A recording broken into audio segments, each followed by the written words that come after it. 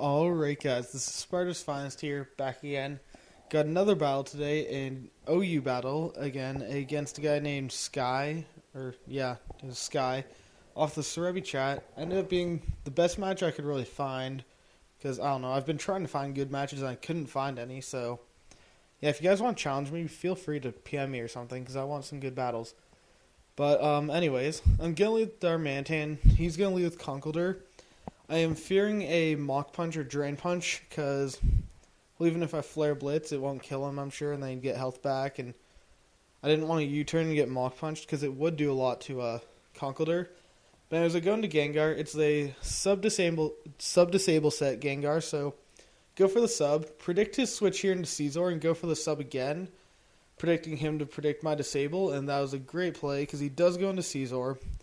Means I'm able to go for the Focus Blast here, and I could have done the disable and subbed again, but I didn't want to lower myself in health too much, because I want to keep Gengar high in health, but I missed the Focus Blast, which is kind of expected, but I'm going to go into Fortress, and thankfully he stays in, not predicting that at all, because, it was a pretty obvious switch in, he could have easily predicted it and gone to something that I wouldn't like to be in against. But anyways, I go straight for my Stealth Rocks, I think, because, I want to get him up as early as possible. And he goes into his Ments, which kind of scares me, because don't know exactly what this thing wants to do, if it's a Mixed Ments or a Dragon Dance with Fire Blast for Ferrothorn. So I go into Jellicent, predicting the Fire Blast, but also kind of predicting the Earthquake, predicting him to predict my switch into Heatran. Yeah, it's a lot of predicting, but anyways, here I go straight for the Scald, hoping I could get a burn on it, as he goes Outrage, and does a lot of damage with it, but that's kind of nice, because I can go into Fortress now. I know that he's obviously locked into Outrage for 2 to 3 turns, and with Fortress's great defense and resistance, it is going to be doing no damage, really. So I am free to set up another layer of spikes, which is pretty cool, because, I could get up some entry hazards, which will obviously tilt the scales of this battle into my favor. So yeah, I actually love Fortress. I think he's very underrated. The fact that he has Rapid Spin plus Stealth Rock and Spikes, he's great. And with Earthquake, he's a check to Excadrill.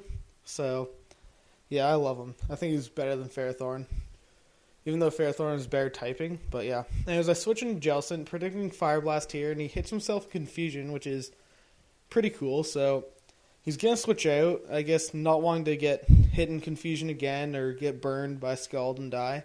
Want to save his Ments for later, as I go for Recover, and that is awesome, because now my Jellicent is still useful. But yeah, he's going to go into Conkeldurr. I'm predicting another Payback, hoping he doesn't bulk up, but unfortunately he does, as I go into my Ments. I think that is kind of okay, because bulk up isn't super effective. He's intimidated, so he doesn't have any plus attack. I could go for the Dragon Dance and then Outrage him. That's my plan, but he switches out into his own Salamence to get the Intimidate on me. So, yeah, that's not too bad, because I do get the +1 speed. And his Salamence is low enough where I could use the Fire Blast to take it out, because, and the Dragon Dance Salamence with Fire Blast for Ferrothorns.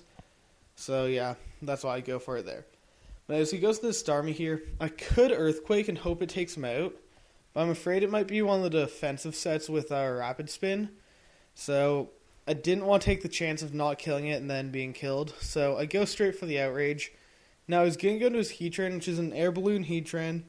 And I am forced to go for Outrage, obviously, because I'm locked into it. So that sucks. But I do pop his Balloon, I guess. I do a lot of damage, actually. For a resisted hit, that's quite a bit. And he goes Stealth Rock instead of Hidden Power Ice, which I thought was weird.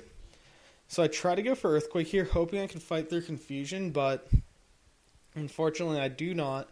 He goes for the Hidden Power Ice and is able to take me out, so that sucks, because I would like to take out his Heatran. But now I'm going to go into Jellicent.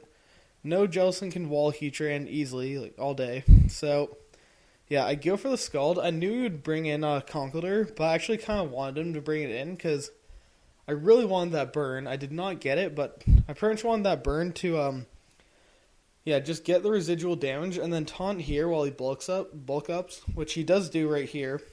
Does go for the bulk up, and I would have loved to have that residual damage then extra free turn of residual damage while he tries to bulk up, and then hit him with another Scald. And with the extra burn damage, he'd be at pretty low health. And after taking out this Conkeldurr, I would say that Jellicent would have done its job, and I wouldn't mind losing it to Conkeldurr after having it that low in health.